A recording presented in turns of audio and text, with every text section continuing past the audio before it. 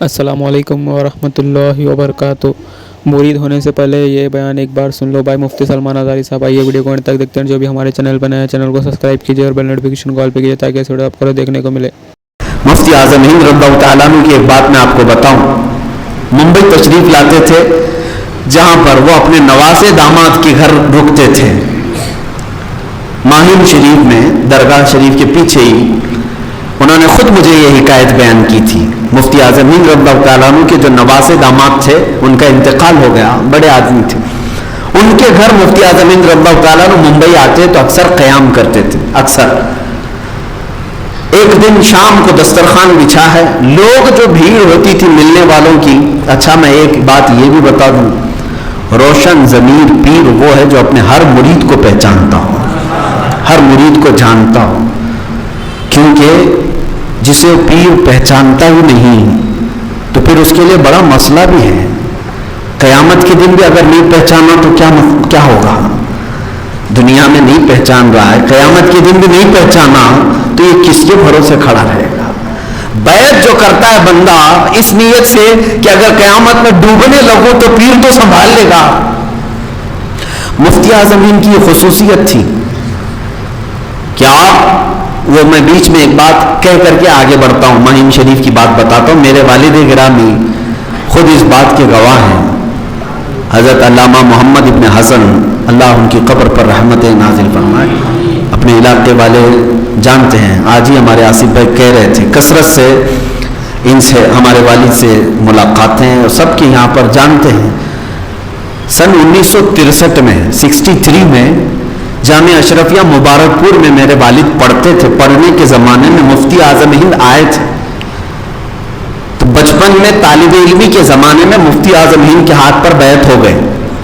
سارے شاگرد جو پڑھ رہے تھے سب بیعت ہو رہے تھے۔ بریلی شریف کے بڑے حضرت آئے، مفتی اعظم ہند آئے، اعلیٰ حضرت کے شہزادے آئے ہیں، ان کے ہاتھ پر سب بیعت، کیونکہ مبارک پور جامعہ اشرفیہ کے جو بانی ہیں حافظ ملت، جو مبارک پور کے جامعہ اشرفیہ کے فاؤنڈر ہیں، وہ مفتی اعظم ہند کی بڑی قدر کرتے تھے اور اپنے سارے بچوں کو بتاتے تھے کہ جب بھی وہ تشریف لائیں تو سب تم لوگ بیعت ہو جاؤ۔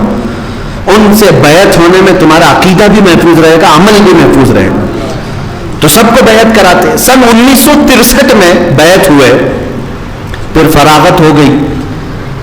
تقریباً 68 میں یا 67 میں میرے والد ہبلی تشریف لائے تھے۔ جب وہ جوان تھے یہاں پر خدمات بھی انجام دیتے رہے، اور تقریباً 70 کے بعد یعنی 73 میں یا 75 میں، ایگزیکٹ ڈیٹ معلوم نہیں، لیکن تقریباً 10 سال کے بعد ہبلی میں بھی کوئی کانفرنس ہونے والی تھی جب مفتی اعظم ہند یہاں تشریف لائے بریلی شریف سے۔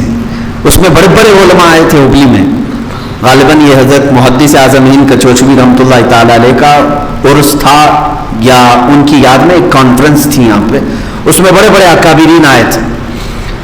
تب مفتی اعظم ہند تشریف لائے تھے تو یہاں پر ہبلی میں ہی کمبار باڑے میں غالباً ہندس گیری صاحب کے گھر پر مفتی اعظم ہند رضی اللہ تعالیٰ عنہ کا قیام تھا، بیعت کروا رہے تھے۔ میرے والد جو ہے 10 سال پہلے بیعت کیے ہوئے ہیں، وہ بھی زمانے طالب علمی میں۔ اب کون پیر بچوں کو جانتا ہے؟ اسٹوڈنٹ سارے بیعت ہوتے رہتے ہیں، طلبہ بہت، لیکن جب مفتی اعظم ہند یہاں آئے تو ہمارے والد کئی لوگوں کو لا کر کے بیعت کرانے کے لیے بٹھائے۔ اس میں عورتیں بھی تھیں، مرد بھی تھے۔ ان سب کو جب بیعت کرا رہے تھے مفتی اعظم ہند رضی اللہ تعالیٰ عنہ، ہمارے والد دروازے کے پاس کھڑے تھے۔ تو مفتی اعظم ہند نے بیعت کرانے سے پہلے جب پڑھانے لگے تب کہنے لگے مولانا آپ دوبارہ بیعت کیوں نہیں کر لیتے؟